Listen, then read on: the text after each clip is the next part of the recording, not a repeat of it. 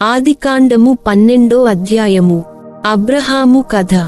అబ్రామునకు పిలుపు దేవుడు అబ్రాముతో ఇట్లు చెప్పెను, నీ దేశమును, నీ చుట్టపక్కలను, నీ పుట్టినింటిని వదలి నేను చూపు దేశమునకు వెళ్ళుము. నేను నిన్ను ఒక మహాజాతిగా తీర్చిదిద్దెదను, నిన్ను ఆశీర్వదింతును, నీ పేరు మహా గొప్పదగును, నీవు అందరికీ ఒక దీవెనగా ఉందువు. నిన్ను దీవించు వారిని దీవింతును, నిన్ను శపించు వారిని శపింతును, నీ ద్వారా సకల జాతిజనులు దీవింపబడుదురు. దేవుడు చెప్పిన రీతిగా అబ్రాము బయలుదేరెను. లోతు అతని వెంట వెళ్ళెను. హారానును వదలినప్పుడు అబ్రామ వయస్సు 75 ఏండ్లు. భార్య సారైతో, సోదరుని కుమారుడు లోతుతో, గడించిన ఆస్తిపాస్తులతో, హారానుల చేర్చుకొనిన సేవకులతో అబ్రాము కనానునకు ప్రయాణమై వెళ్ళెను. వారందరూ కనాను దేశము చేరిరి. అబ్రాము ప్రయాణము చేయుచు షెకెము పుణ్యక్షేత్రము చేరి మోరే వద్ద నున్న సింధూర వృక్షము వద్దకు వచ్చెను. ఆ కాలమున ఆ దేశములో కనానీయులు నివసించుచుండిరి. అక్కడ దేవుడు అబ్రామునకు కనబడి, ఈ దేశమును నీ సంతతికి అప్పగించుచున్నాను అని చెప్పెను. అబ్రాము తనకు కనబడిన దేవునికి అక్కడ పూజా పీఠమును నిర్మించెను. అతడు అక్కడి నుండి బయలుదేరి బేతేలునకు తూర్పుగా ఉన్న కొండ నేలకు వెళ్ళెను.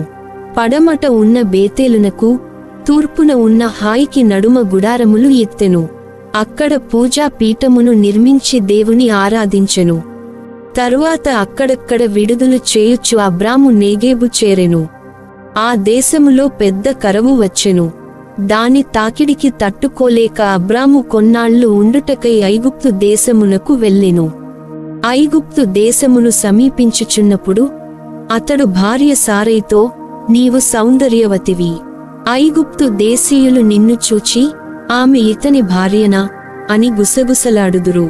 వారు నన్ను చంపి నిన్ను ప్రాణములతో వదలుదురు. నాకు సోదరివి అయినట్లు వారితో చెప్పుము. ఇట్లైనా నాకు మేలు కలుగును. నీపై గల ఆదరముచే వారు నా ప్రాణములు కాపాడుదురు అని చెప్పెను. అబ్రాము ఐగుప్తు దేశములో ప్రవేశించెను. ఐగుప్తు దేశీయులు అబ్రాము భార్య లోకోత్తర సౌందర్యవతి అని కనుగొనిరి. ఫరో కొలువు వారు ఆమెను చూచిరి. రాజు సముఖమున ఆమె సౌందర్యమును కొనియాడిరి. వెంటనే ఆమెను ఫరో భవనమునకు కొనిపోయిరి. ఫరోరాజు ఆమెను బట్టి అబ్రామునకు మేలు చేసెను. రాజానుగ్రహము చేత అబ్రాము గొర్రెలను, పశువులను, గాడిదలను, దాసదాసీ జనమును, ఒంటెలను సంపాదించెను. కాని దేవుడు అబ్రాము భార్య సారైని కాపాడుటకు ఫరోరాజును, అతని కుటుంబము వారిని మహారోగముల పాలు చేసెను. ఫరో రాజు అబ్రామును పిలిపించి, నీవు నాకు ఇంత పని చేసితివేలా? ఆమె నీ భార్య అని ఏల చెప్పలేదు? నీ సోదరి అని ఏల చెప్పితివి? కావుననే నేను ఆమెను భార్యగా చేసుకొంటిని గదా. ఇదిగో నీ భార్య, ఈమెను తీసుకొని నీ దారిని నీవు పొమ్ము అనెను. ఫరో అబ్రామును పంపివేయుడని భటులను ఆజ్ఞాపించెను. అబ్రాము భార్యను, తన సర్వస్వమును తీసుకుని వెడలిపోయెను.